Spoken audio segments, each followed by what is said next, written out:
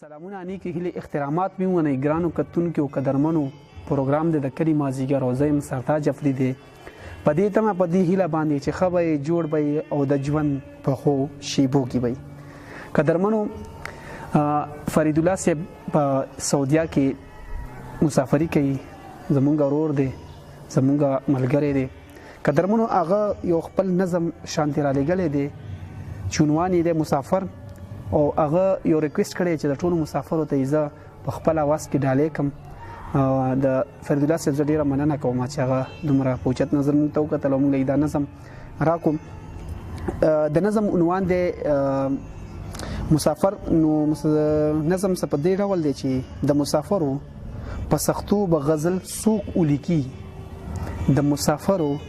په سختو به غزل سوق ولیکي په دې خسته ظلمو به غزل سوق ولیکي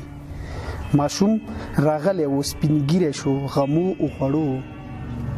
ماشوم راغلی و سپینګیره شو غمو او خړو د دې پردي وطن غرمو او شوګیرو او خړو د دوی پستړو اسویلو به غزل سوق ولیکي په دې خسته ظلمو به غزل سوق ولیکي ماشوم راغلی و سپینګیره شو غمو او خړو د دې پردو وطن غرمو او شوګیرو او خړو د دوی پستړو اسویلو به غزل سوق ولیکي په دې خسته ظلمو به غزل سوق ولیکي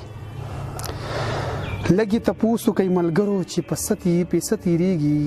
لګي تپوسو کوي ملګرو چې په ستیریږي دومره به ویم لکه په سم لاړ لاندې تیریږي په دغه ستړو ملمنو به غزل سوق ولیکي په دې خسته ظلمو به غزل سوق ولیکي فریده تا د ګل په شانتي خوږ وطن پرې خودو فریده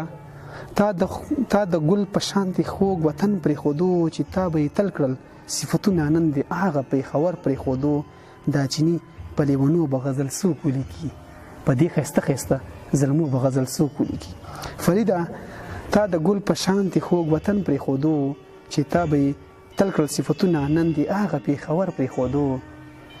دا چینی په لیونو به غزل سوق ولیکي په دې خسته ظلمو به غزل سوق ولیکي د مسافرو په سختو به غزل سوق ولیکي